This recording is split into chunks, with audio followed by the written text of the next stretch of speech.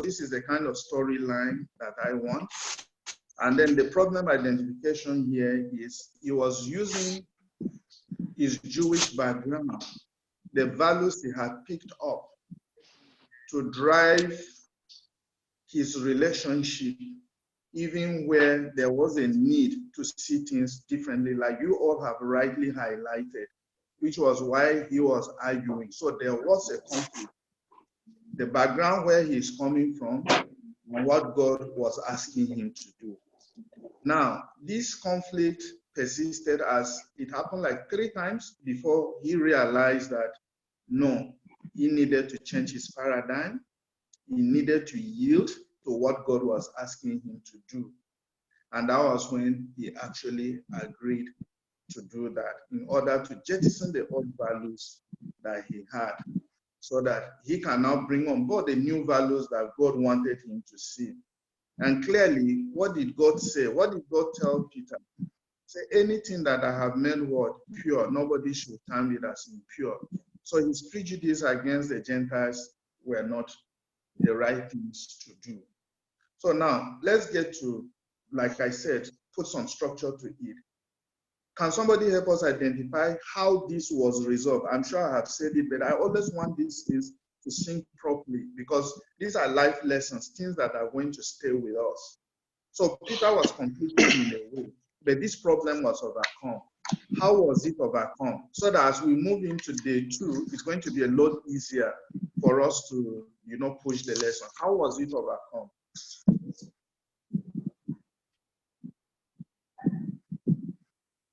Yeah?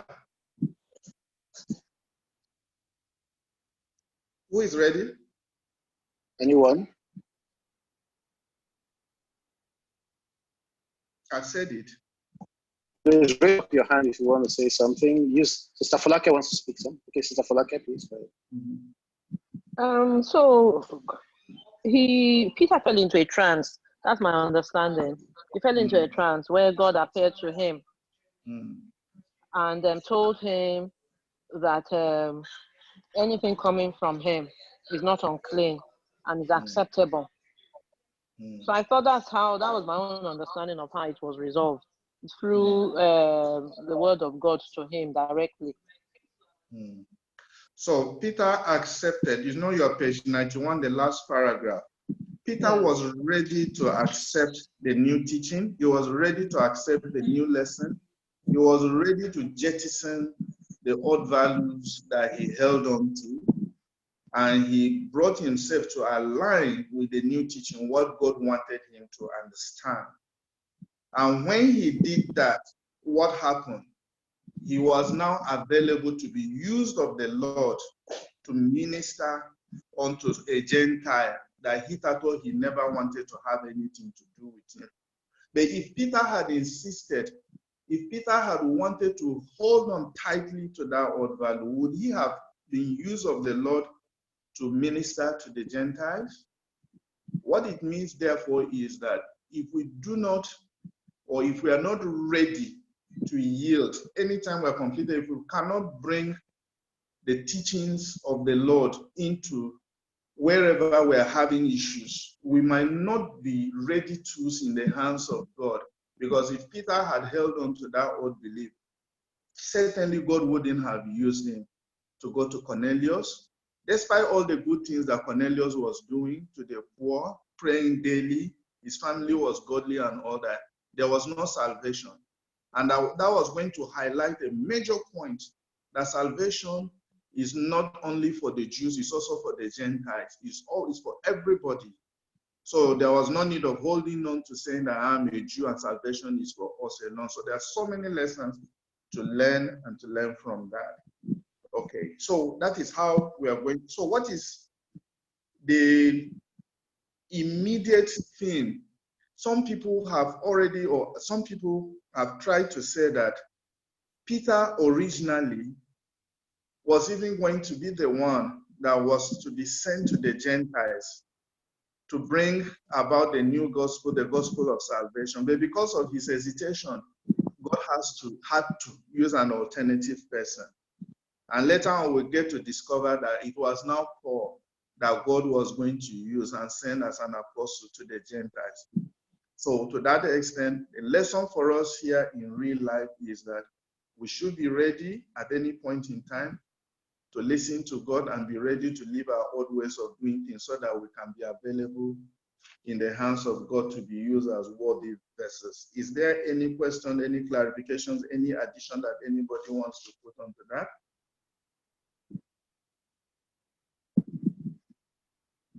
Are we there? Are we together? Anyone?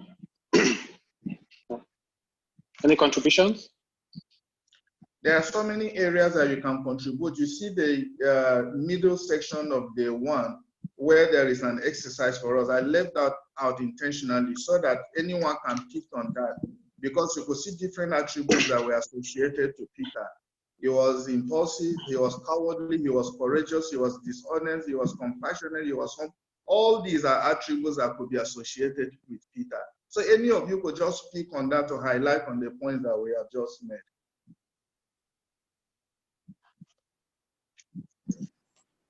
Yes. Yes. Yes, Mr. Dogo.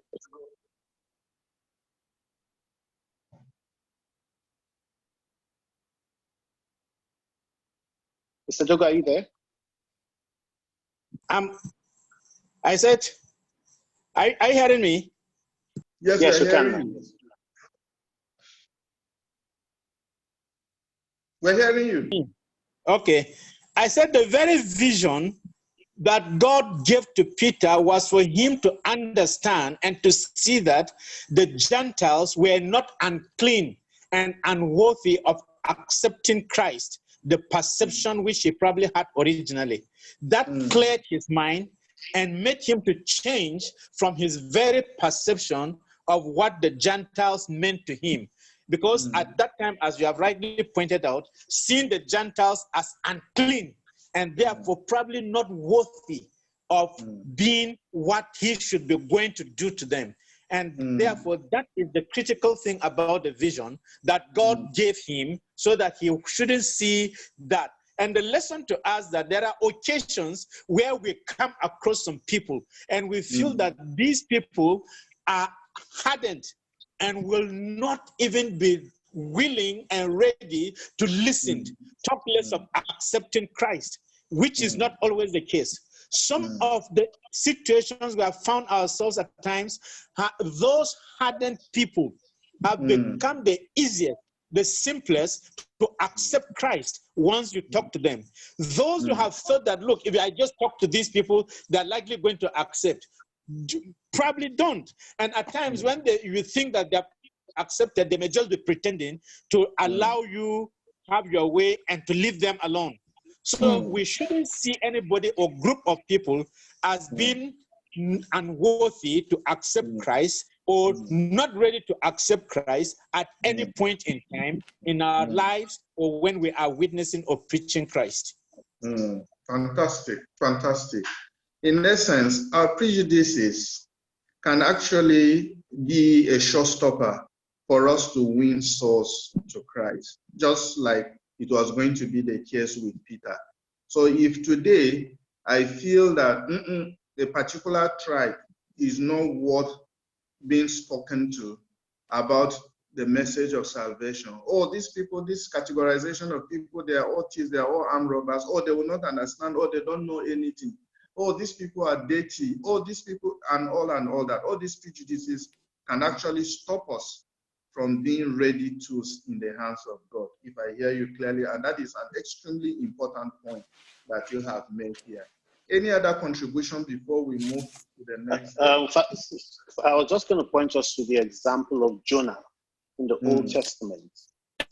Jonah was another person who was very conflicted with the Lord sending him. Jonah was already a prophet, so it wasn't unusual for him to be sent. But when sent to Nineveh, which was the capital of Assyria, which was a conquering kingdom, everybody was afraid of Assyria at the time, and he refused. Although his case was not a dream or an open revelation or vision that brought him to, it was by force, through a fish. But we can find also another prophet who was conflicted and holding on to prejudice against a certain person. So, so that's another example. We see that these things are real in the lives of believers, and we often have to resolve it by, paying attention to what the Lord will say to us. Thank you, sir. Fantastic. Is there anybody here that can help us? Because I said there should be application of testimony. We've talked about it. Could anyone remember something vividly in his life in this particular area of an internal conflict that possibly prevented him from achieving a particular goal or being available to be used of the Lord? Is there anyone that would like to share anything with us so that we can all learn from it?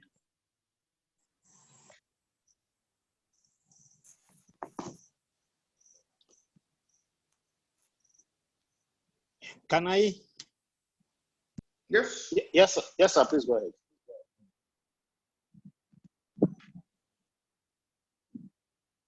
Go ahead, sir. We can hear you. Hearing me? Yes, we can. We can hear you. No, just tap it once. Tap the button. Okay, let me unmute you.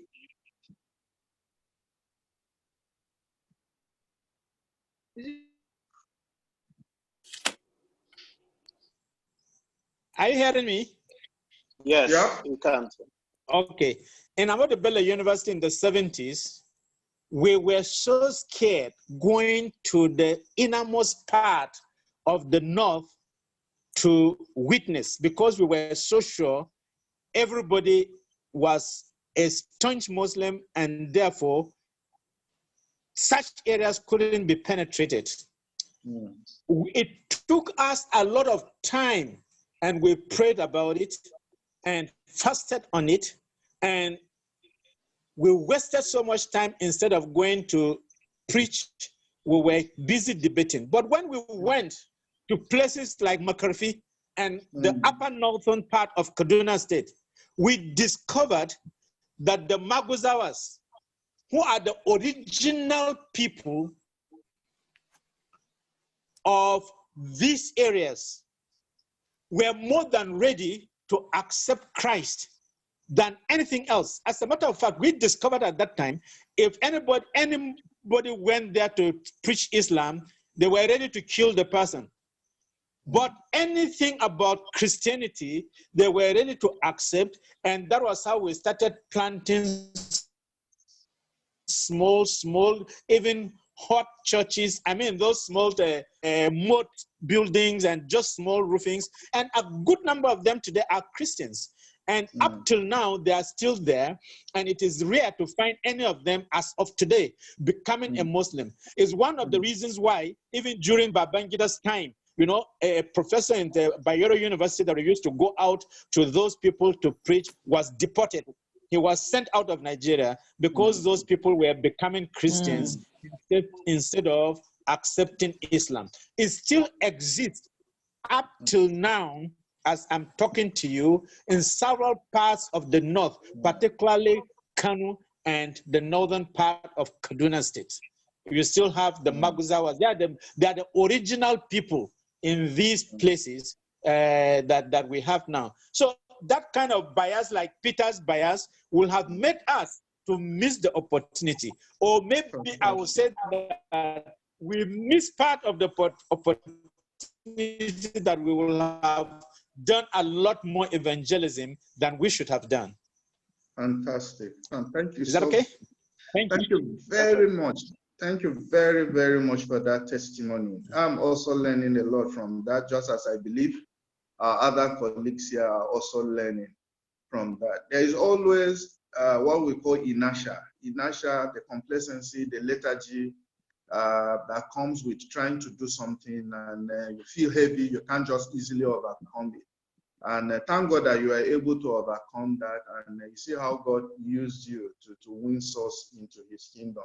We have all learned, and we will not allow that to be showstoppers for us in his vineyard in Jesus' name.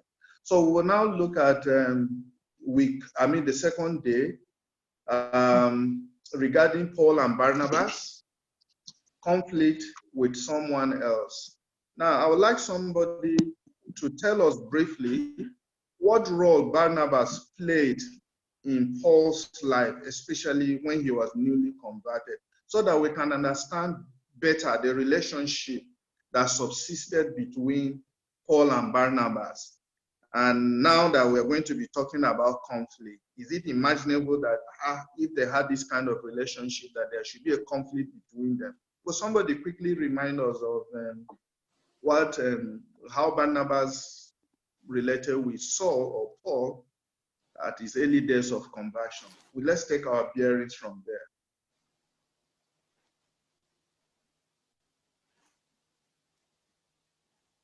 White House? Anyone? You can raise your hand if you want to say something, or just unmute your microphone and speak. I've already said that it's going to be interactive and it's going to be like that all through. I don't know how much time I have, but I think we should just do it properly. Yeah.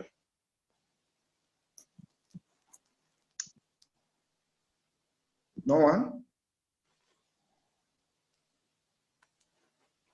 So you can pick somebody randomly. That's fine.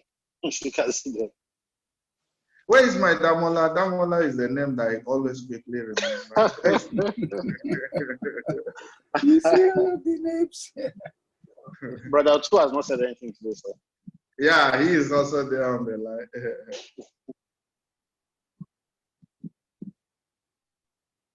Is Damola up to it, or we should pass to Brother Otu? Damola does it. I don't think I know this one. All right, so Brother Otu, did you hear me? I'm sure Brother Otu has something to say about that. The relationship between Paul and Barnabas, especially in his early days in Christendom. Yeah, not a lot, but I can just summarize by saying that Barnabas was an enabler for Paul's ministry. He was a huge enabler.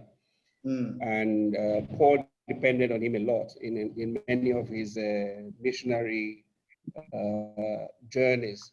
And having said that, it was kind of a surprise to see in this story that they actually had a fallout on their decision on which of the other disciples to take with them on their next. I would say you should hold your ground there. We will come to that. Brother Bassi, do you want to tell the class? I'm sure you know that I can pick it up. But when Paul originally was Saul, isn't it? And he was persecuting Christians very badly. And then once he encountered Christ, not many people believed in him that this person is changed. I'm sure you're familiar with that story. Yeah. I mean, even his Jewish brothers, they didn't like him. Because how could he say that he now was a changed person? So they were pursuing him. We sent you on an assignment to go and persecute Christians. And instead of persecuting Christians, you're identifying with them. And then the Christians were afraid of him because they know what Saul used to do to them. Take the story of Stephen. When he was martyred, he was the one there holding even the cloth, the people that were stoning him and things like that. So both sides, Paul was not in the good books of either side, either the Jews or the Christians, because of his antecedents. But Barnabas was courageous enough to receive Saul then and give him all the encouragement, and he was the one telling the other people that he's a changed person, especially the Christian Jews in Jerusalem and all that. To the extent that, okay, at a point, even Paul had to leave Jerusalem to go back to his hometown of Tarsus. Yes, to go and stay there, to go and stay in Tarsus, because the conflict was becoming too much for him. So this same Barnabas that received Paul or Saul very well, that I would say babysitted him spiritually, is the same one that today we are going to see that somehow along the line there was conflict between them. Is it a strange thing to have conflict between two parties that so much love each other or have things going for themselves? I don't think it's not strange, because husband and wives disagree, friends disagree, brothers disagree. So, but here, the example that is given to us of Paul and Barnabas had to even do with kingdom work, had to do with kingdom work. So who is ready to tell us what really happened, what brought about the disagreement? I know Brother Otu was already on that track, so I don't know whether you want to continue or some other person should take it up from there. What really brought about the disagreement?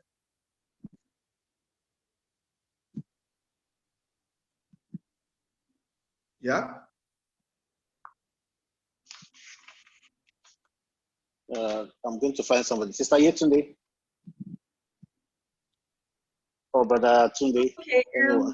Yes. So the disagreement was because of John Mark, who was Barnabas' cousin.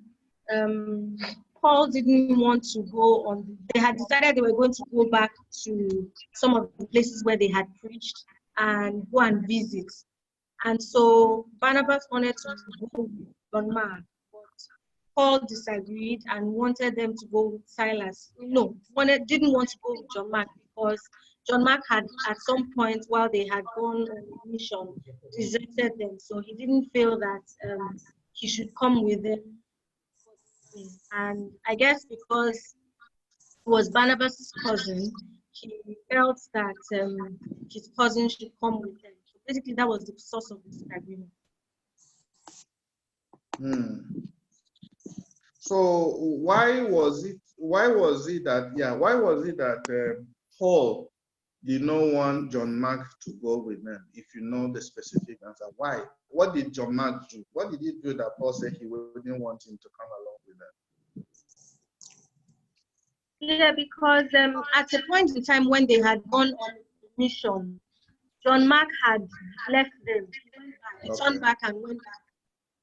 So Paul thought that he was not committed enough.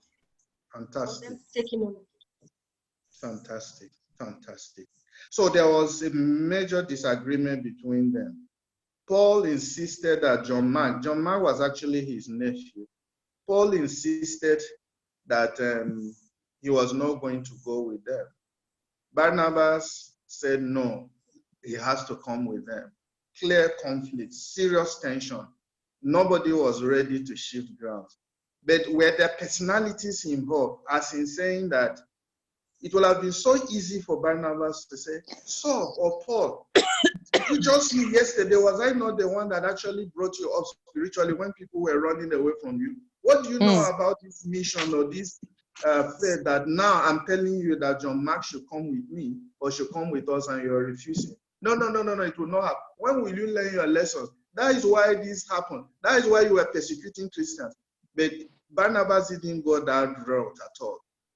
And Paul would have also picked on Barnabas and said, is it because of this? You pick on issues that are not even related to what was at stake. But no, they wouldn't go in that direction.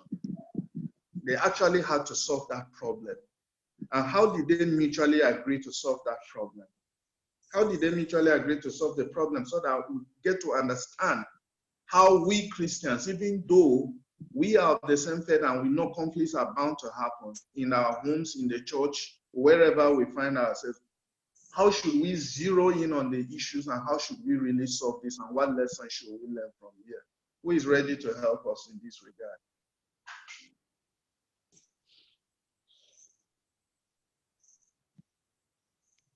Anyone?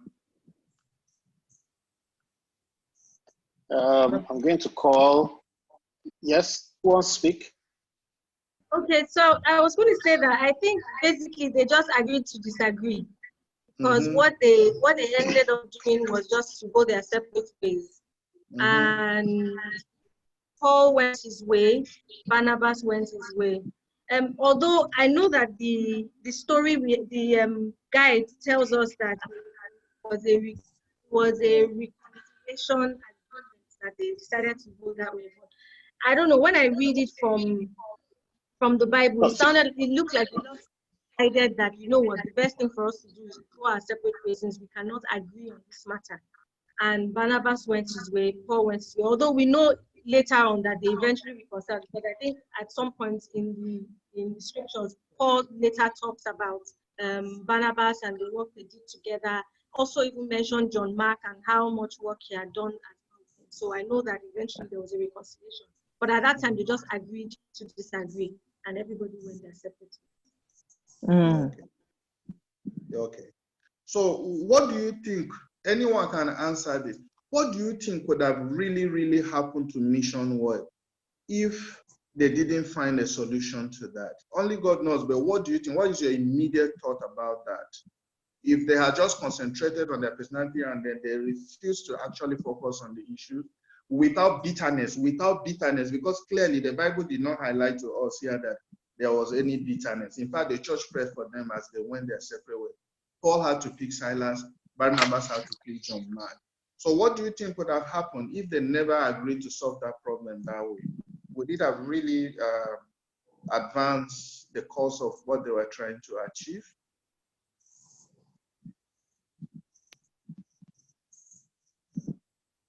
Sister Christiana, Sister Paula, did you want to answer that?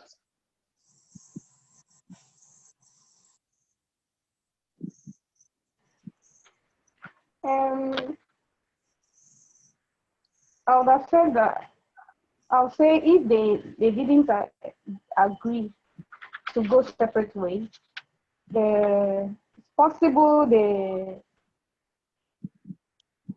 the good news might not have spread so much like that, because if they had gone on the same way, the message will be on the city or wherever they all go to at the same time. But by going separate ways, Barnabas picked John Mark, and Paul picked Silas. They went separate ways, so they were able to advance and achieve more. Very well. Now, just imagine. Thank you very much. Just imagine if they had gone together on the mission, and because they have this disagreement between them, and at the mission field, the disagreement reared up its ugly head. Because in one way or the other, it will show up. Whichever way you look at it, it will show up even before the Gentile war. That these people that are coming to preach to us, they are not even united. What they're telling us is different from how they're living their lives. I always give this example. I think, was it one of these top Indian guys, Indira Gandhi or whoever, that they were under colonization by the British, and at the same time, the British guys were preaching to them that they should be Christians. And the guy said, you that you're putting us through this much hassle, through this much trouble, you are telling us you're trying to convert me to your own faith called Christianity. If Christianity is the way you are, the way you behave, then I'm not ready to become a Christian. So what it means essentially is that your life, the things you say, people tend to see more of what you do than what you say. So if this conflict has persisted, even in the mission field, it will have shown up. And that would have been a major, major issue working against their desired objective. So when there is conflict in the body of Christ, the earlier is resolved, the better for all of us, so that we don't present a different picture to the world and then say a different thing. So what we say is different from what we're doing. So let's quickly look at some of the things that are highlighted here for us as some that we can learn from.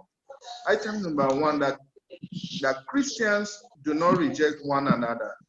Difference of viewpoint may be permitted, but banishing someone from your life is unacceptable. Never forget that Christians are not perfect, they're just forgiving. Christ has taught us so many of these. Forgiveness, forgiveness, forgiveness. Christians will not always agree. It's clear, I've spoken about that. It's unrealistic to think they will. Sometimes both persons hold justifiable positions. Such was the case with Paul and Barnabas. Both of them were right. It's just that there was no synchronism, as it were. They held on to their individual views, and each of them had their own point. Paul did not want Barnabas' weak disposition to begin to affect his commitment towards the mission work that he had. So he wouldn't want to have somebody like John, what do you call him? He wouldn't want to have somebody like John Mark around him so that he does not get discouraged, because the battlefield, the mission field, was really a battlefield for him. And sometimes the best solution is to allow the two positions to coexist. Barnabas and John Mark went their way. Paul and Silas went their way. It wasn't as if they were mutually exclusive. They could actually coexist. So at times, allow everybody, for as long as there is merit in whatever positions we are holding. And then we should also realize the importance of time and space where there are conflicts. At times when such issues cannot be resolved immediately, just be careful to allow time and space to heal the wound. They say time heals the wound. So at times, that will also help in resolving conflict.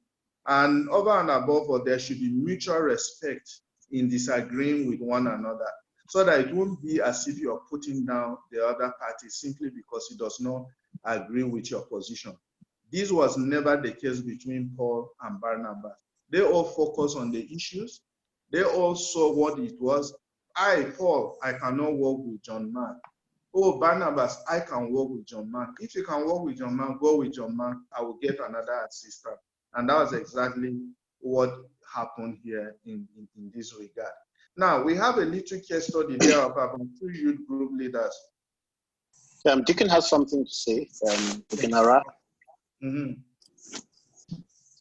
Okay, I was just going to be able to say that sometimes it can also be very subtle. Okay, the kinds of conflicts with other people can be very subtle. Let me give 3 examples. Maybe you are just joining the church for the first time, and you are discussing with people. And you know, sometimes people will say, when did you even join the church? When did you even become a Baptist? You know, you know, such things can either bring people in or really put them off. Or when you are having, when you are trying to be able to point out something, have you had people say, why are you bringing secular knowledge or secular as if we're to be able to live our lives in compartments.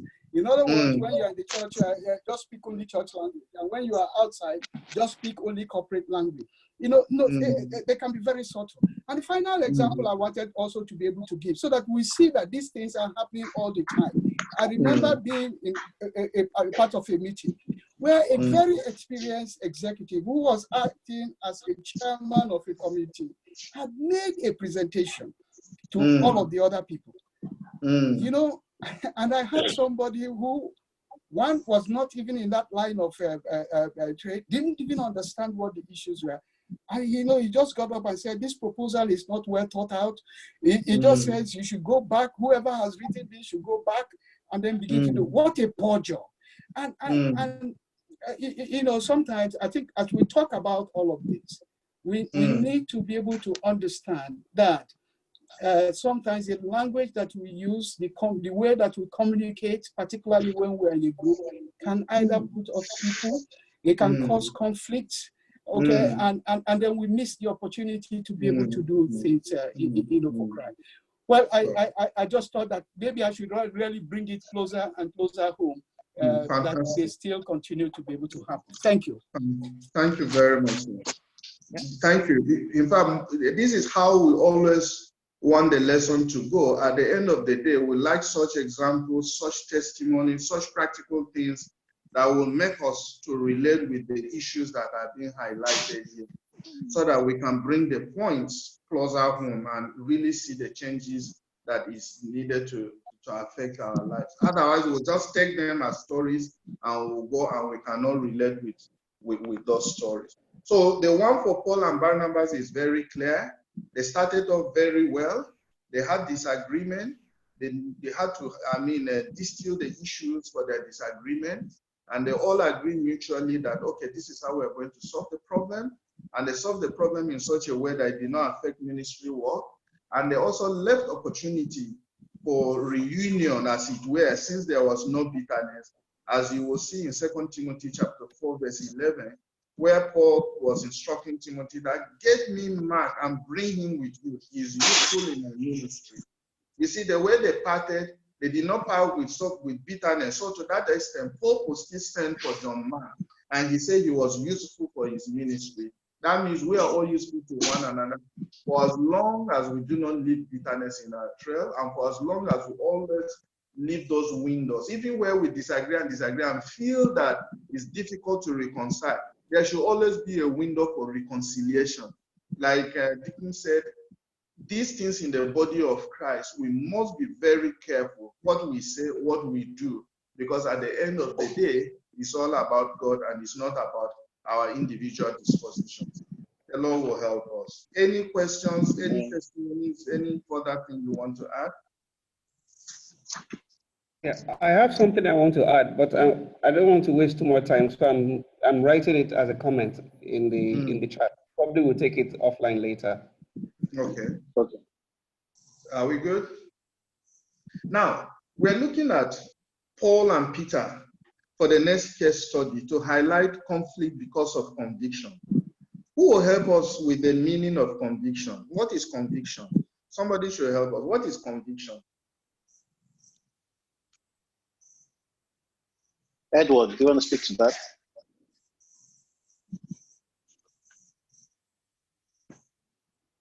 Conviction is, can you hear me? Yeah, yes, we can hear you. I can hear you. Conviction is, I'm sleeping. conviction is something that you are so sure of as to hold to build your life, or to hold your life to it, the way you live onto it. So it's not just something that you believe, it's not just something you are sure of, it's something that you are sure of to hold your life, to build your life on top of it, I think. Yes. Okay, so you did sources of conflict, and this issue played up when you were identifying sources of conflict. This is a general question. What is the storyline behind Martin Luther King and his convictions and on and on and on that you studied when you were trying to identify convictions as another source of conflict? Would anyone remember clearly the story of Martin Luther King in the Roman Catholic faith? How his convictions had to metamorphose into so many other things that brought about changes in Christendom. Does anyone remember that?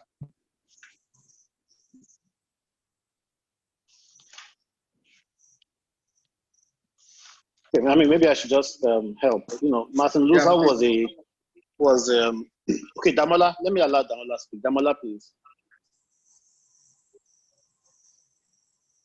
Okay, so what I remember from that is the whole Christian church was a Catholic church, and they had this whole system of penance, and like if somebody like commits a sin, you go for confession, then there's the price you have to pay for your sins to be forgiven. That they had a whole system down.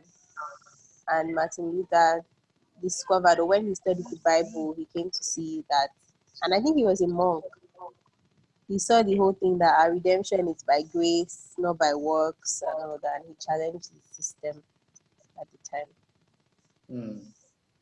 Okay. Basi, you want to embellish that, especially as it had to do with the consequences that were staring him on the face because of his convictions and all that. Would you like to embellish that? Yeah. I mean, so it was, at the time, the Roman Catholic, the Holy Roman Catholic Church was sort of the dominant church which everybody subscribed to. They controlled and they determined the principles of the faith, which everyone around the known world, or the civilized world at the time, were to follow. And don't forget that they were also authorized by the state as well. So to have a person, because of a conviction within it, it's almost saying maybe a member, one of the deacons of the Ikoyi Baptist Church decides that, some of the belief systems in the Ikoyi Baptist Church is not accurate, and he writes against it, and he went and he wrote what he called the 99 Theses, and he went and pinned it against the door of the main church. So it was because of his convictions, because he said, the Bible says the just shall live by his faith, not by the faith of the church, it's by his faith. So it's not enough. People cannot be looking to the church for salvation. It is a man's faith that leads him to salvation. So that brought him in direct conflict with the message, or the value system that the church at the time, by the leadership of the church, was propagating at the time. And at that time, people did not have access to the Bibles. So people couldn't read the Bible for themselves, except what they were taught in the synagogues or the churches at the time. So it was through Martin Luther and his convictions that everything opened up. But that was very the consequences was very grave for him, because he was excommunicated from the church for his belief system, because he was standing against an existing traditional setup, and that cost him. But of course, that led to a different movement starting within the body of Christ. But there was a grave consequence for that. Fantastic. So what that means is that despite the consequences that were staring him on the face, he believed in that cause, and he believed in it so much so that he was even ready to die for that cause. And today we can see the impact of his conviction in Christendom. And we can all say that that is positive conviction that brought about positive changes in Christendom. I'm sure if I mention the name of Shekau, we all are familiar with that name. Whatever has pushed Shekau to do what he's doing, don't you think that is also conviction? Are we together on that? Yeah. That is conviction. So what it means is that conviction could be both negative and what? And positive, isn't it? Could be both negative and positive. But here we are as disciples of Christ. Our own convictions must be founded on the teachings of Christ, who is our role model. He took all the ridicules, he took all the pains, the tortures, and all that for what he believed in, and he was ready. At a point he said, oh, if this cup will just pass, but not my will, but your will. His conviction was to do the will of his Father, not his own personal will. And he knew what was ahead of him. But he said, not my will, but your will. Does somebody want to say something? No? No. Okay, good. So because I want here to say something. Yeah, you want to say something, right? Yes. Who is there? Yeah. Somebody want to say something? No? Dogo. Okay, Okay, Mr. Dogo. Mr. Dogo, please. You want to say something?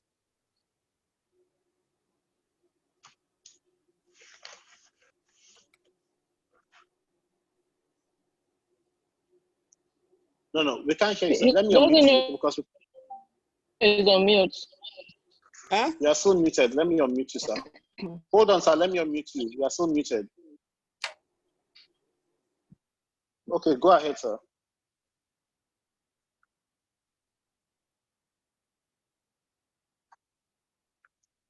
No, I think he's still trying to tap the mute button. I said the person.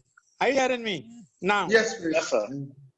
Yes, I said the person who started translating the Bible to English faced so much persecution that I don't want to go to the details. I've forgotten his name now.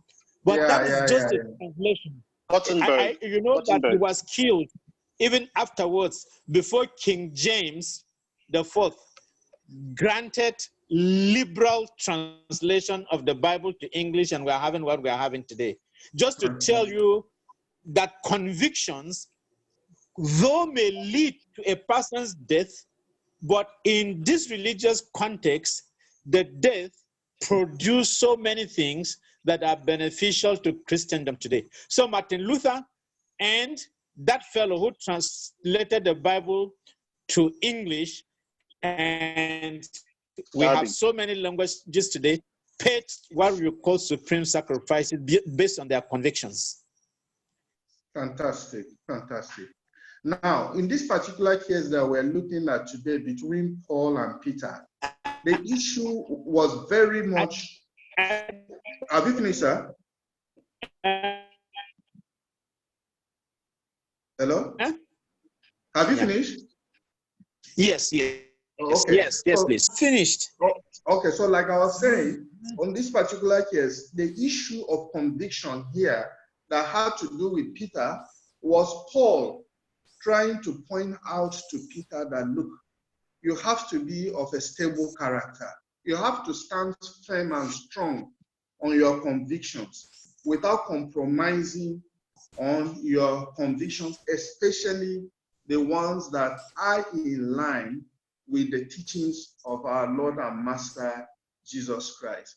Now, if you look at the life, I said that because you know the story of Peter very, very well, and all the pretenses and things that had to do with his life that in one way or the other had to be dealt with.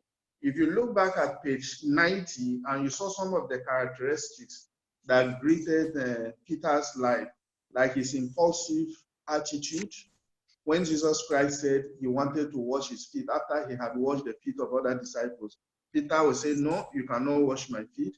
And Jesus said, if I do not wash your feet, that means you have no part in me. I said, if that is the case, my hands and my head and my whole body as well. Or is it when he was cowardly, he wanted to go with Jesus Christ all the way, all the way, all the way.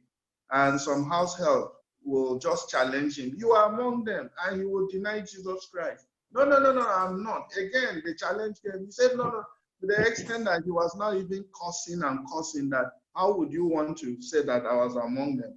And then turn around again, you will see the same Peter who, after, he had been restored and he was now preaching the gospel, and he had to stand before the leader, the same leaders that had persecuted Jesus Christ.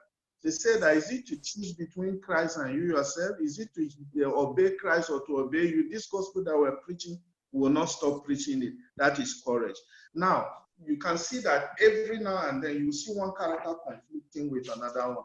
So God was using Paul here to call Peter's attention to the fact that he had to be of stable character. And in this particular case study that we want to look at here, it was a different thing entirely that Peter was doing, which I also find very interesting.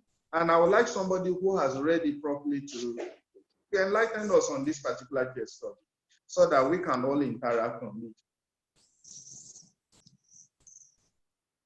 Who is there with us? That is the case studies on Galatians chapter 2, verses 14. Rachel, are you helping us?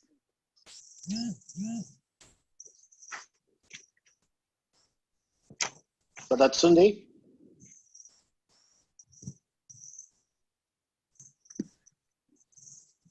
Yeah, good evening. Yeah, sorry. Yeah, so Paul and Peter. So the quick background. Paul used to eat with the Gentiles, and there was no tradition, no, he used to eat freely with them when he was with them. But anytime the Jewish leaders came, he would now pretend like as if he'll pretend he won't interact with and eat with the Gentiles in front of the Jewish leaders. So it was two-faced. It was double-minded. It was one face. It was one person in front of the Jewish leaders, one person in front of the Gentiles. And then when Paul noticed, Paul now came and told him to his face and confronted him to his face in front of the other Christians, I suppose, yes. And he told him that, why would you sit down with the why would you not be comfortable to sit down with the Gentiles in front of the Jewish leaders? Would you, if you want the Gentiles, if you don't want the Gentiles to live like the Jewish leaders, why are you being opposite in front of them? Something like that, yeah. Interesting. But it was double-faced. Sorry? It was double-faced, double-minded. It was double-faced. Yeah. So identifying the problem here has to do with his ambivalence about his double-faced nature, double-mindedness, isn't it? So what that means is essentially is that eating with the Gentiles, is it an offense really? Was it an offense? Eating with the Gentiles, was it an offense? Are we there? Eating with the Gentiles. It wasn't, well, it was, I won't say it was an offense by the law, but I think it was just the way the Jewish people looked at the Gentiles. They looked at them like unclean. So they just felt like they shouldn't eat with them. But whether it was in their law that they shouldn't participate with Gentiles, I don't think so. Okay, so you see, I think the issue here primarily has to do with the fact that you have somebody by name Peter who was beginning to redefine his relevance by way of the approval that he got from men. So if it suited the purpose to eat with Gentiles so that he will be accepted, he will eat with the Gentiles.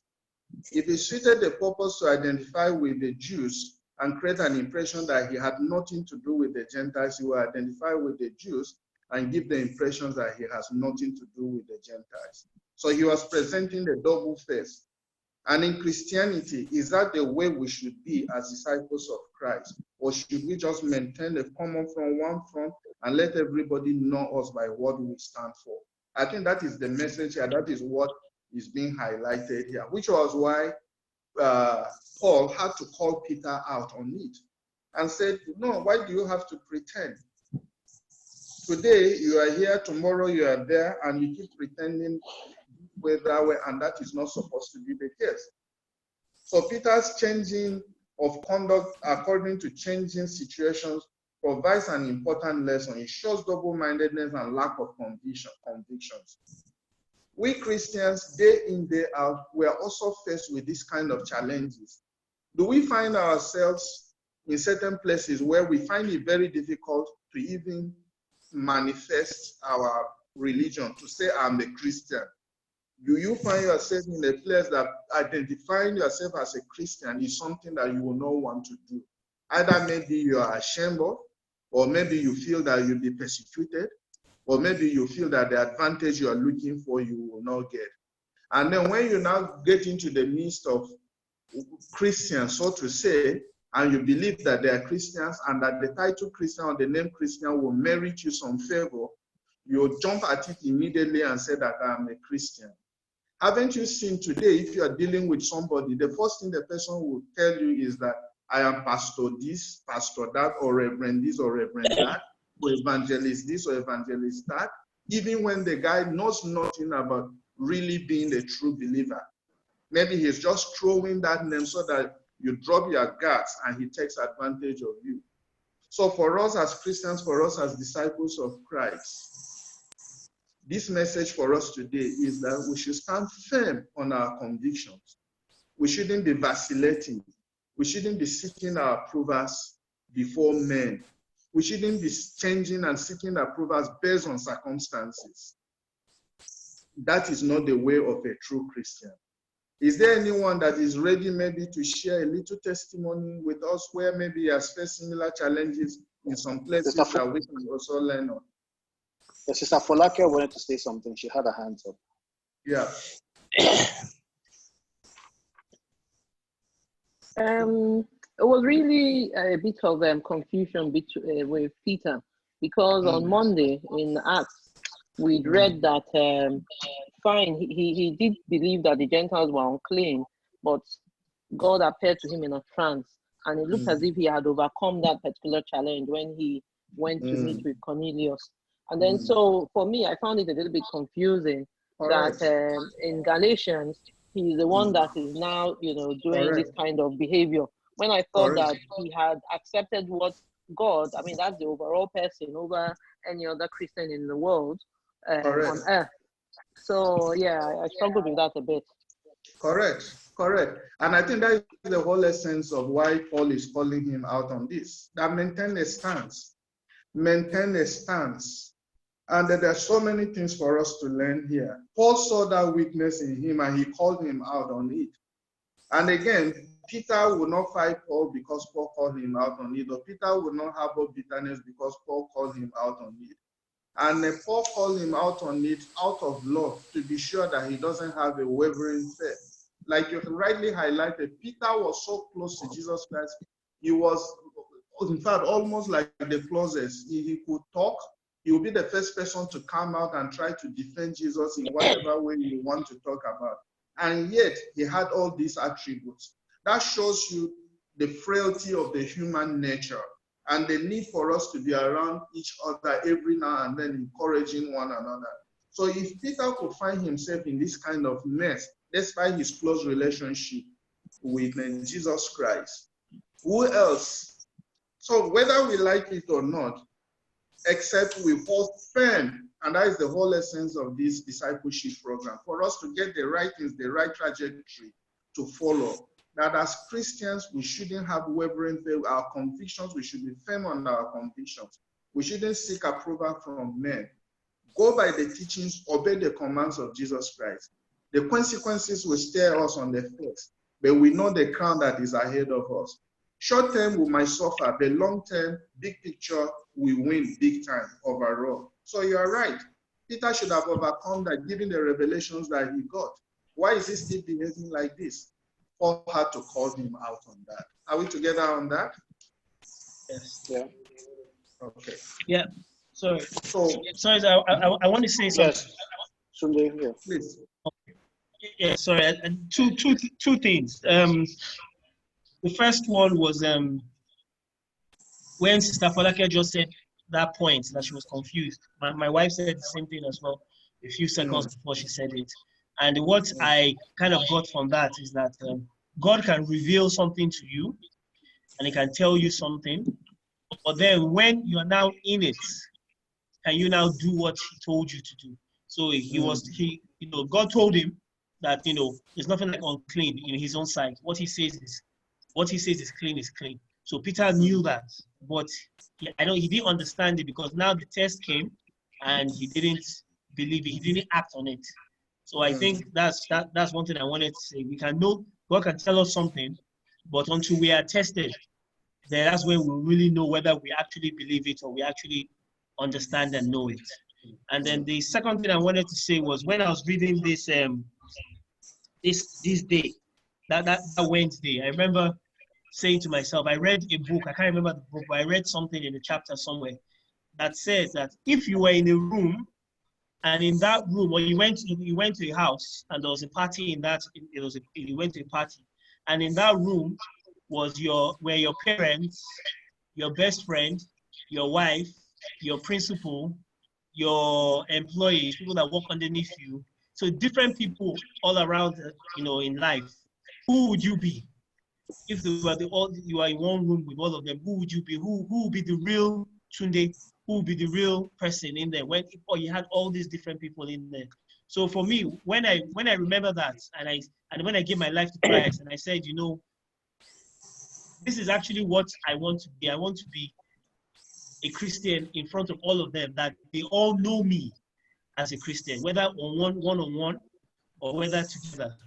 So that's also, I think, just for all of us to just think about that wherever we go, whoever we're in front of, wherever position we're in life, in the office, wherever, that they know us as, oh, that person is a Christian, from the way he acts, from the way he speaks. Absolutely. Absolutely. You should be known for one thing, and that it is constant, and that come rain, come shine. They know that if it's Tunde, this is the way Tunde will behave. Tunde will not change, whatever it is. And once you are known like that, whoa, it's amazing. And that is how we Christians should behave. Okay? Can we move on? Yeah? So yes. we're now, okay, so the last conflict that we're going to be looking at and trying to find a way to, get the right way to resolve had to do with Abraham and Lot. Abraham and Lot. What is the relationship between Abraham and Lot? Who were they to one another? I'm sure it's a familiar story. Abraham and Lot. Sister Polake, can you help us with that?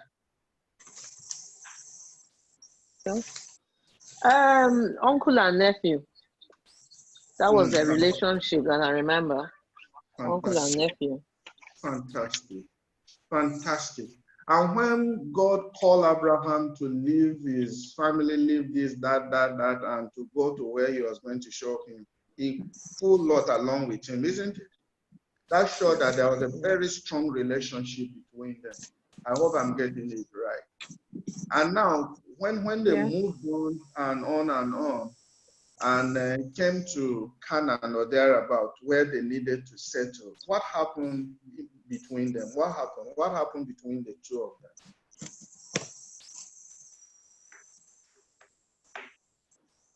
Brother Otu?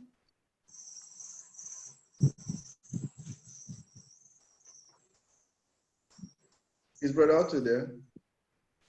Yes, he's back on.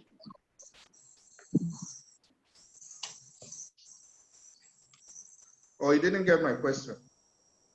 The sound is not very good. Can you repeat it, please? Yeah, I said, well, okay, Abraham and Lot, uncle and nephew, they moved together and they got to where they were supposed to settle, and some things happened between Abraham and Lot. What was it that happened? Because that is where we want to distill the kind of conflict that arose between the two parties. Yeah, they had to resolve how to share the limited resources of land between them, between their headsmen, between their respective headsmen, because they were beginning to have conflicts. Lot had a lot of livestock, Abraham had a lot of livestock, and both teams of workers were having conflicts over how to share the grazing land. And so they had to come to a decision on how to divide and resolve the conflicts between them, basically. Fantastic, fantastic.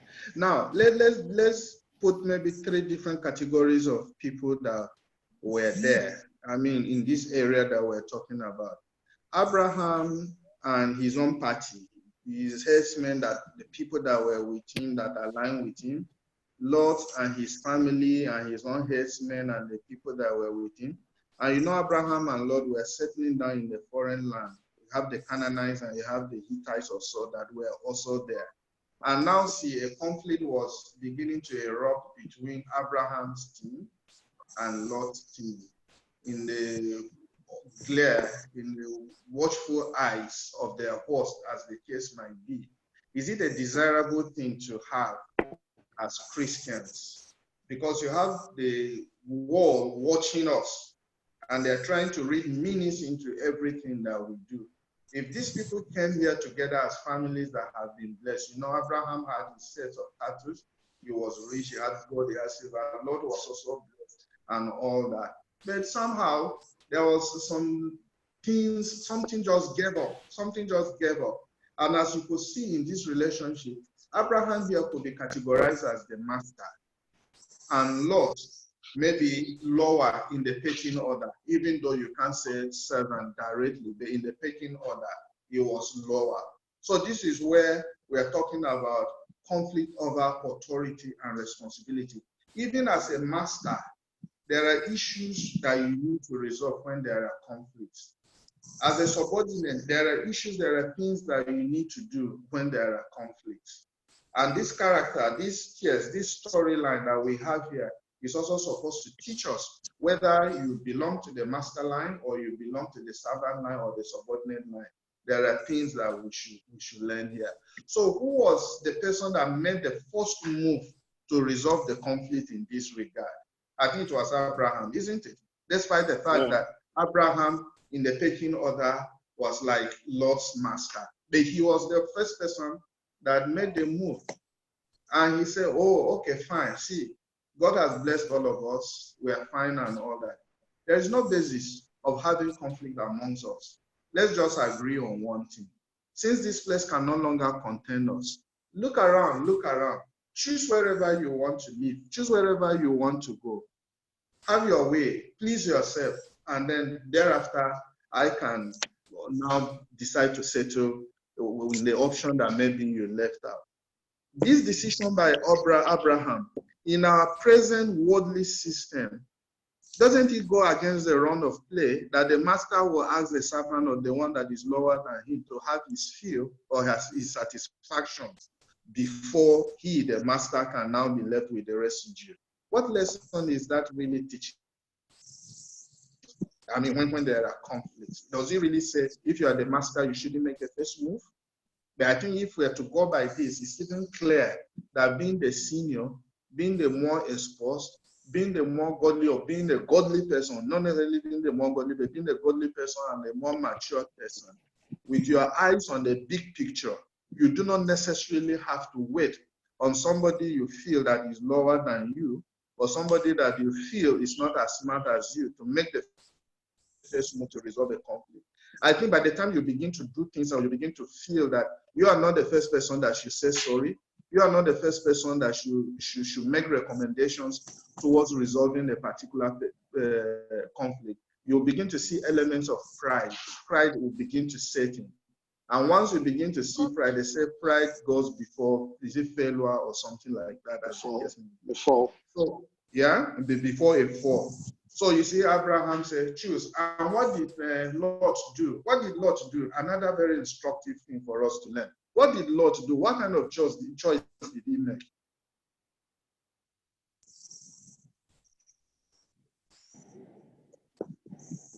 Are we there? James, Mirabel, Daniela, do you want to answer that? We've not heard your voices today.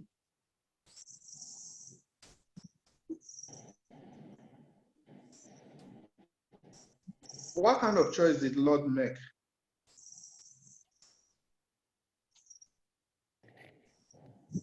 But Iremia, yes. Okay, thank you. So ordinarily, I will want to say he made a selfish choice, but I won't say it's a selfish choice. I will say he made a choice from what his eyes could see. His choice was not a spiritual choice. If it was based on a spiritual standing or understanding, he will have understood that, yes, Abraham is his uncle. I should have given him the first right of rejection, or what do they call it? That will honor him first by saying, okay, you make the first choice. But he didn't do that. He raised up his eyes and saw that the land before him was green. So he decided to choose the greener land. Unfortunately, in the physical, that looked green, but in the spiritual realm, it wasn't green. So he made that choice, and that actually led him into greater troubles later on in future, that Abraham even had to save him. So I would say he made it from human point of view, not spiritual. Fantastic. So he was driven by selfish motive. He was driven by sight. And that clearly brings us to the point that we Christians, we go by faith. We do not go by sight. Lord went by sight. And like you said, in the near future, he found himself, or later in his sojourn in that place, he found himself in trouble. And it was the same Abraham that even had to go and rescue him. But when Abraham was left with the residue, thereafter God called upon him and said, look east, look west, look north, look around. I'm going to give this land to you and to your descendants for your inheritance. And he continued to bless him and bless him and bless him again and again.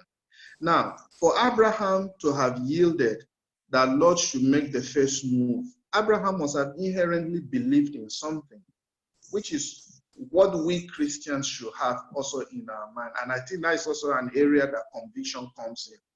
If you are convinced that your God is always there, if you're convinced that the earth and its fullness belongs to God, if you're convinced that God is the one that blesses, that God is the one that gives, then you will be that humble. They say, even though I am the master in this regard, I know the one that blesses, I know the one that gives. I'm not going to allow my flesh to have a better part of me. You, the other party, make your choice, that I know the one that I believe in. And that's exactly the position of Abraham. And it yielded so much results for him. And for the other fellow that believed so much in sight, what he could see. And in fact, he was the one that started the rebellion. He was the one that started disrespecting his master. He was the one that started disrespecting the one that was even trying to help him. You see how he ended up. And despite the fact that he ended up so badly, Abraham did not even abandon him. If you are to fast forward, he had to take his men, lead his men to go and retrieve him and his family from the hands of, I don't know whether is it the Sodomites or whoever that came to take them away in captivity. So clearly you could see that Abraham behaved maturely. And from our manual here is that God commended him for his decision. And his actions provide some insights, some principles for us to imbibe. One, if you have somebody underneath you that you are responsible for, who refuses to accept your authority, whatever you do, there isn't much you can do. except maybe to pray and to keep asking God to change his heart. There are instances where discipline is also impossible, as is highlighted here, because that might not even just change the situation. Again, you defer to God to have his way in the life of that person. The insubordinate person will not seek to solve the problem. He will not seek to solve the problem because he's still not being driven by God, he's still being driven by flesh. And for you, as a son of God, as somebody who believes in God, the way you handle the problem certainly has to be in deference to what the Holy Spirit is ministering to you. So you must listen to God, just like Abraham will allow God to minister to him or yield his life to God for him to take the right decision. So your actions towards your subordinate and towards the people around you, wherever they are accomplished, especially as a master, must be driven by your relationship and your faith in God. Let it not be driven by your belief that I am the boss here, so the other person must defer completely to me. Yours is to solve the problem. Yours is to show forth the light and let the world see that what you believe in is not what the world believes in. And also as a servant, maybe we find ourselves as subordinates before our own bosses. There are things that we must do as Christians too, because in one way or the other, we also have bosses. And how you present yourself will also show the world, show your boss, show the people around you the kind of Christian that you have. So what is it, or what are those things that you as a subordinate should do in your office, should do in your marketplace in order to resolve conflict so that people will know that you're a true Christian? Sister Fineface, are you there? I've not heard your voice for some time. Yeah, Deacon Ara wants to say something actually. Yeah. Yes, okay, sir. I was just wondering in my own mind, when we read John chapter 13, you know that episode of Jesus Christ at dinner, wrapping a towel around his own waist and washing the feet of his own disciples. Okay, the protestation by Peter. First of all, can it come into this type of mode of thing here? That's my first question. Now, the second one is the examples when we go to Philippians chapter 2, and when we read those famous verses 5 to 11, that Jesus Christ came to be able to do the will of his own master. He did not regard equality with God as anything to be. You know, he served as a servant and all of that. These things have relevance. Again, as I ask this question, I'm looking also at what is the opposite to me of a conflict. Okay, narrowly, I'm not saying technically, narrowly, I can define it also as obedience. Okay, in which case, I mean, we see some kinds of example. Can we also look at the question of Jesus Christ going to the cross on our own behalf? Okay, are these pertinent to this particular subject that we are really talking about? Fantastic. Fantastic. I think, you know, this question or the points that Deacon has highlighted is to make the discussion more robust and for all of us to really get to understand the subject matter very, very well. Day in, day out, almost everything we do about our life is about conflict resolution. The decisions that we take, the way we behave, the way we respond to external stimuli are all about conflict resolution. And all that this lesson has been highlighting for us here is to be able to situate each class of conflict and to help us understand them and understand how we are going to resolve those conflicts. Like the one that the deacon highlighted, Jesus Christ going to the cross. Isaiah 53 told us clearly what was ahead of him.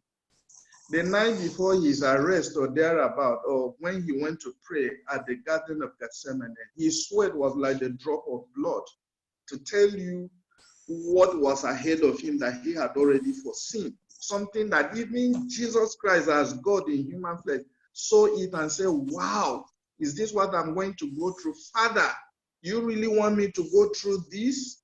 There is conflict, direct conflict. But at the end of the day, obedience, like Deacon said, obedience came in here, not my will, but your will. So every decision that you take is like conflict resolution, because you have to take some steps. You have to act by faith. You have to act one way or the other. And at any point in time that you are acting, I'm acting, we are acting, we must be guided by the teachings of Jesus Christ so that we can be winners all the time.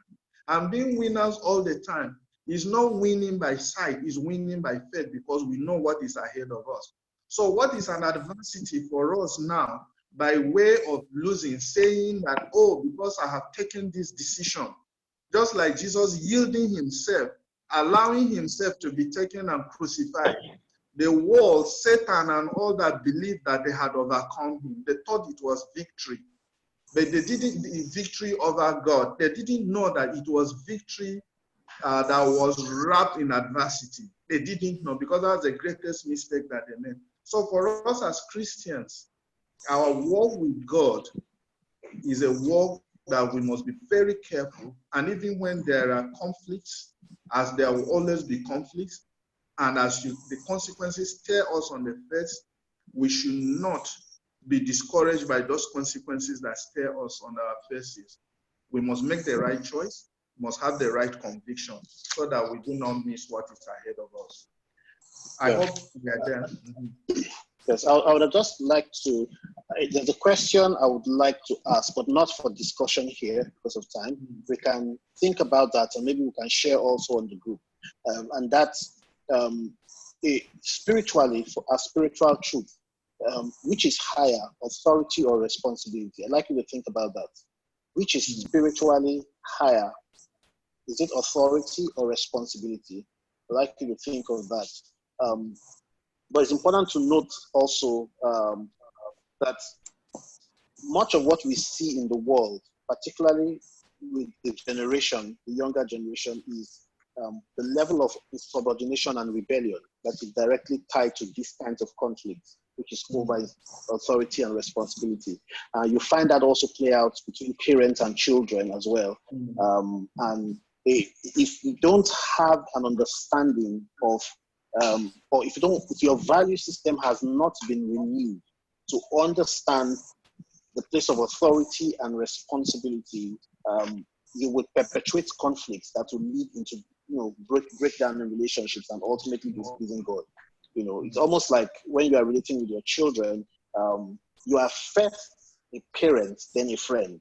You are not a friend above the parent. So your role is very critical as a parent.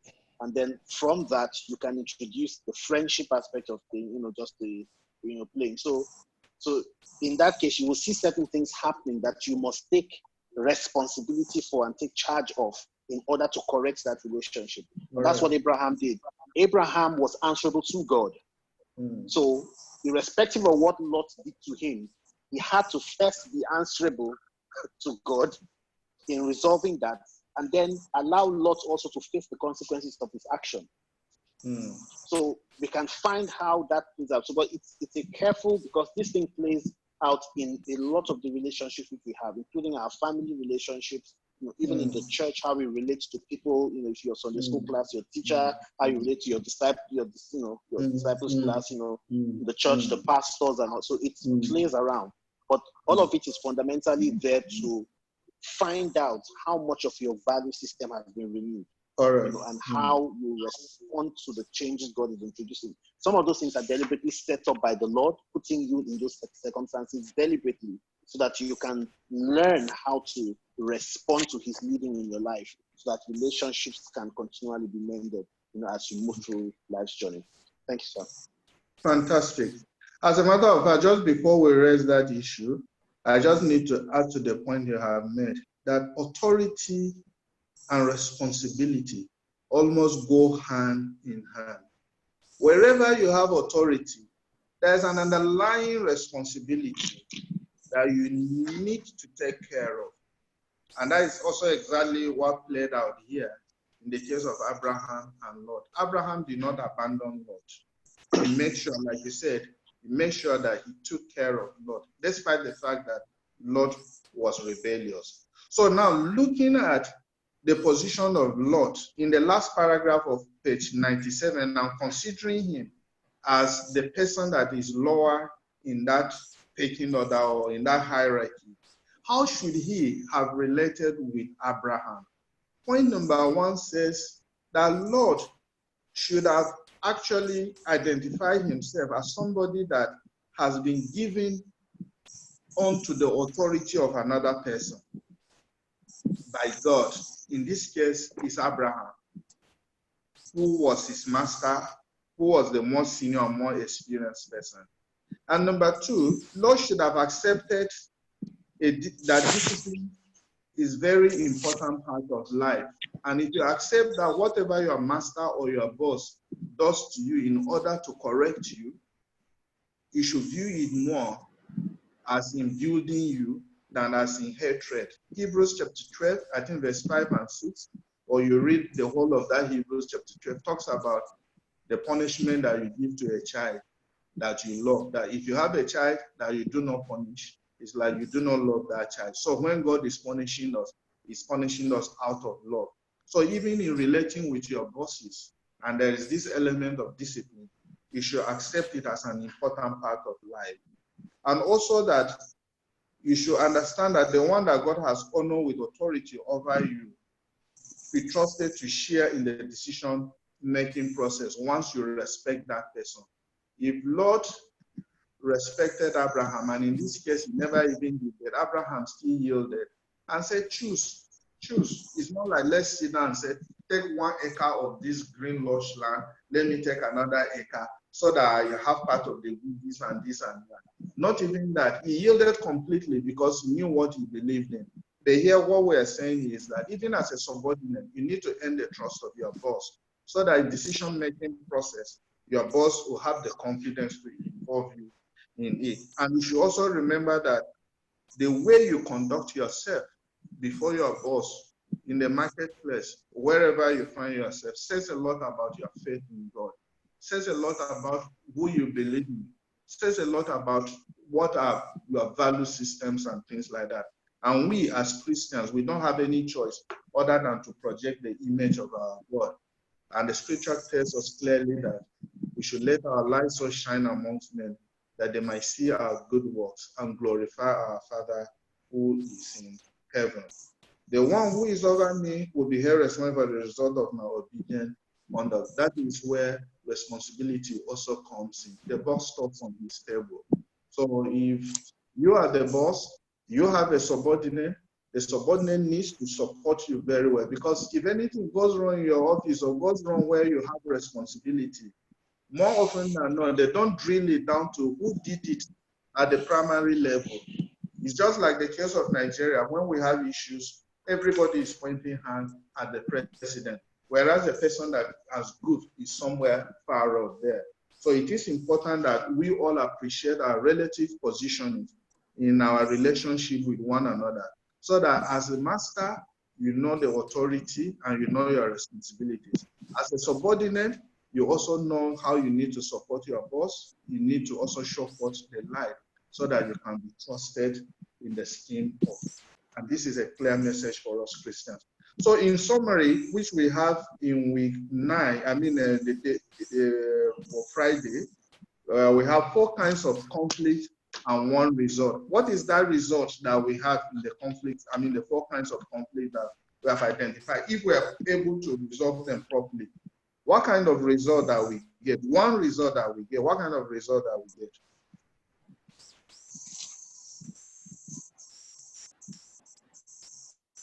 Am I together? Are we still here?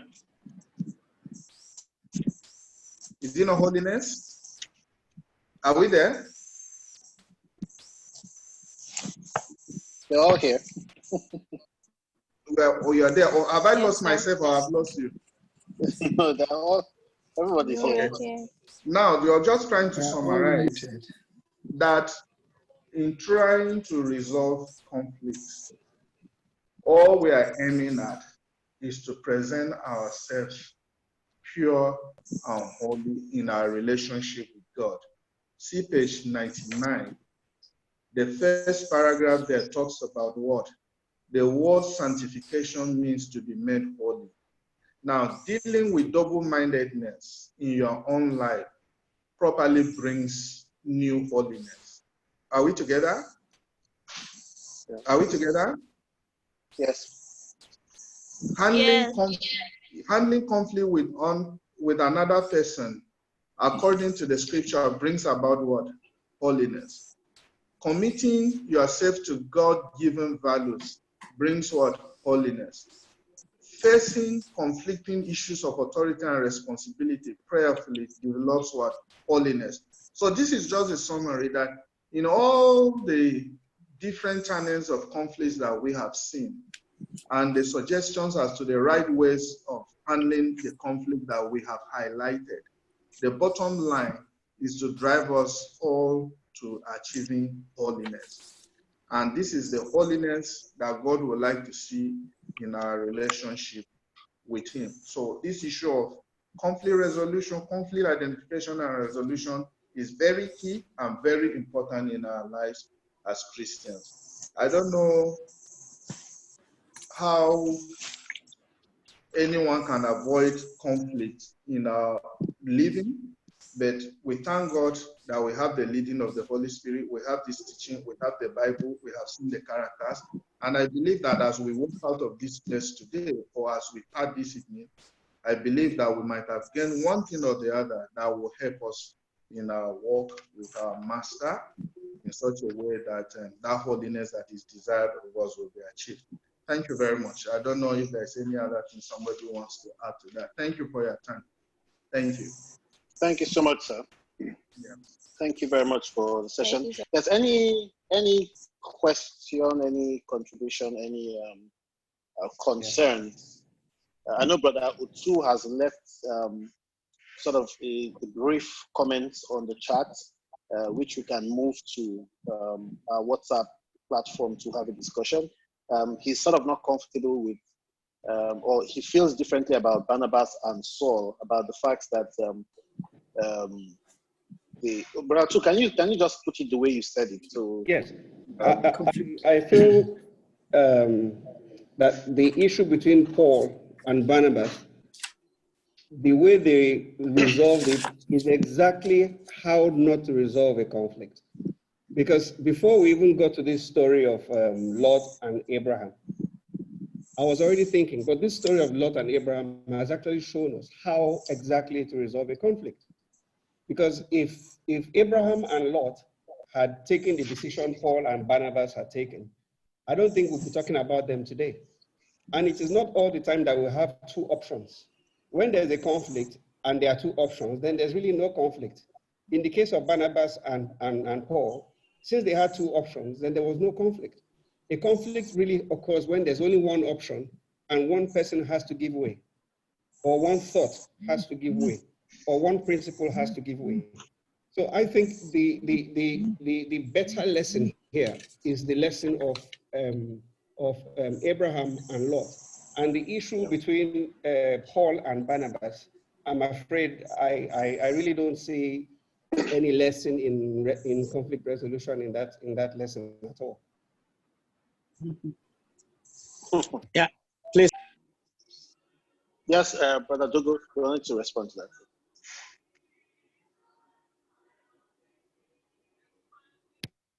Go ahead, sir. No, you are still muted. Can I Just tap comment? it once, okay. Yes, sir. Are you hearing me now?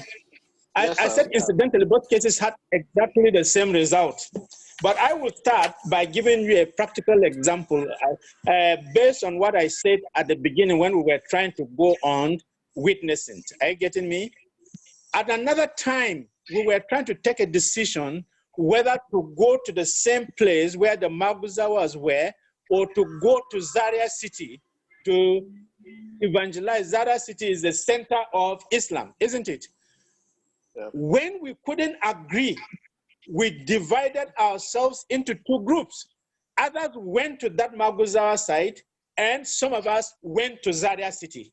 And even though we did not get people accepting Christ in Zaria City as the Maguzawa, but it was still the same thing that only God knows who will become a Christian, isn't it? They heard the word of God.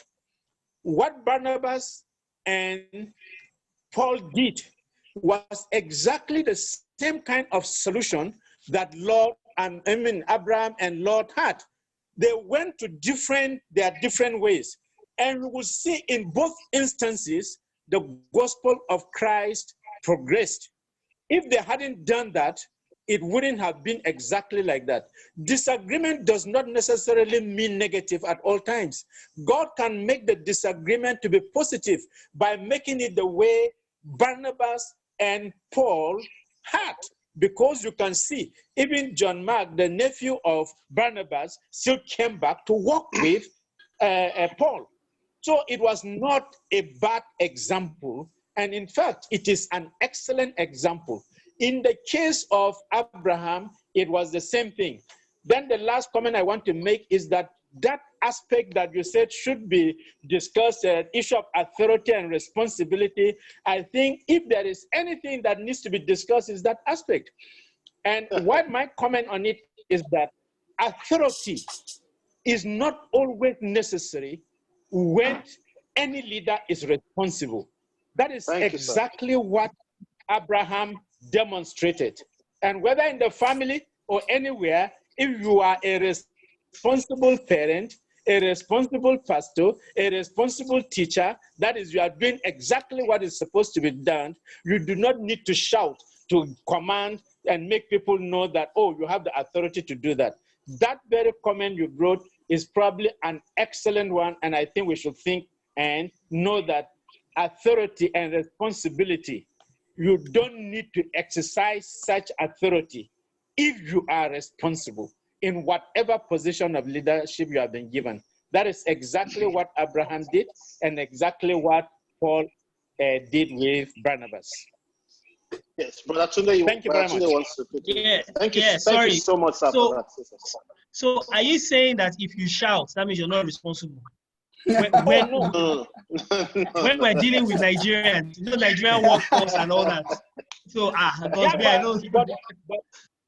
you don't need to shout. You don't need to shout in your office. As a matter of fact, if you shout in your office, they'll give you names. Do you see it? But if you are doing what is right and you are commanding respect, you will never need to shout. Just sack them, no need to shout. With Nigeria, okay. Oh, absolutely. But let's not to understand it. Responsibility is not the exclusive feature or character trait of a leader. It is of everybody. It is in the case where people are not responsible, that's when authority or authoritative action becomes necessary. Exactly. But if each person is responsible, and that's one of the important things here. That's why you see authority and responsibility, the conflict that arises. If everyone chooses the path of responsibility, there won't be conflict because each one understands what their role is and plays that. So that's the core thing he's making. But of course, we know that in a country, in a given setting, chaos is natural. So authoritative action is necessary to enforce responsibility. So that's where it differs. But the concept of what Mr. Douglas is talking about is very critical, that responsibility is at the soul of our work with the Lord. And part of what he's trying to do when he tries to help us change our values to the kingdom one is to introduce to us responsibility, to make us, now, when you are responsible, you are responding to something. You know, first you are responding to the Lord and his investment in you and his endowment in you. And then that now plays out in your relationships with other people. Like our facilitator has tried to build on the fact that this is all about relationships, you know. So that core element is very important. I knew that it was going to drag. That's why I didn't want us to discuss it in this. But I'm glad that Mr. Dogo was able to, you know, sort of summarize that in this context. I don't know if, I hope it's not it's not stirred up a hornet's nest in this context. Because I know Brother Otu and Brother Rimia were laughing somewhere in the background. Yeah. Okay. Ikenara, are you okay? Do you have something to say? No. I think we are good. I'm just looking at the time, and but we are good. Okay. It's time to maybe close. maybe we can. Okay. Mrs. Oshibadu, we didn't hear from you today, ma.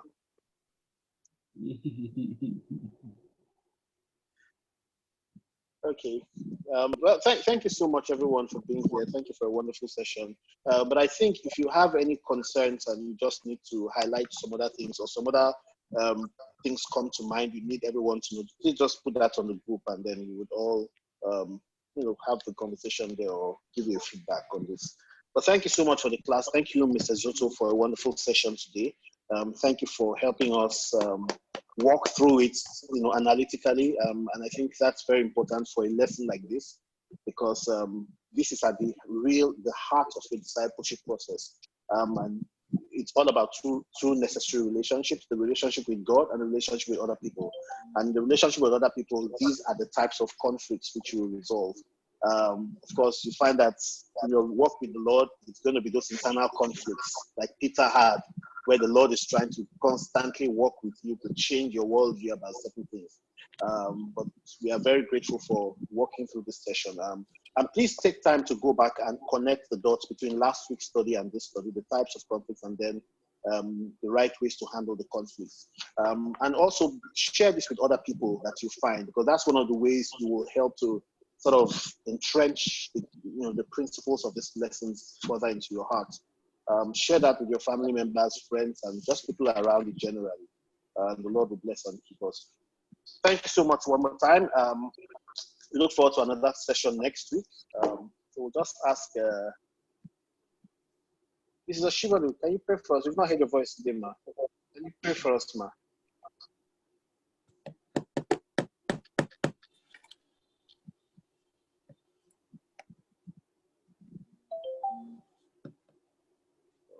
I'm not hearing it now.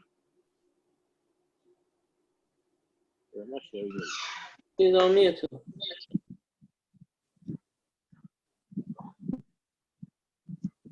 You can unmute her.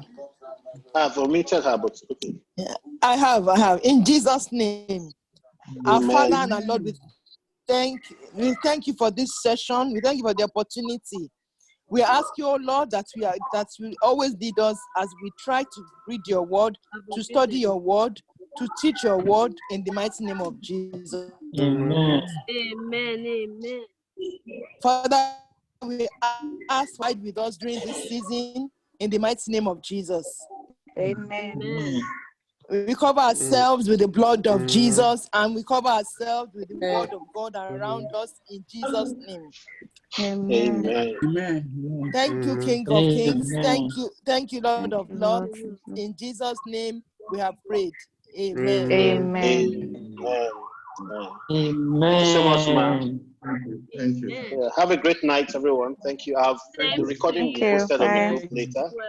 Thank you so much. Have a great night. Thank you. Thank you. Bye. Good night. Bye. Bye.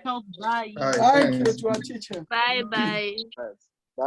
Bye. Fantastically facilitated. Thank you, Mr. Soto. Thank you very much. Thank you, sir. Thank you very much. Thank you. Yes, sir. Okay, you guys have a good night rest, okay? Thank you, sir. Thank you, sir.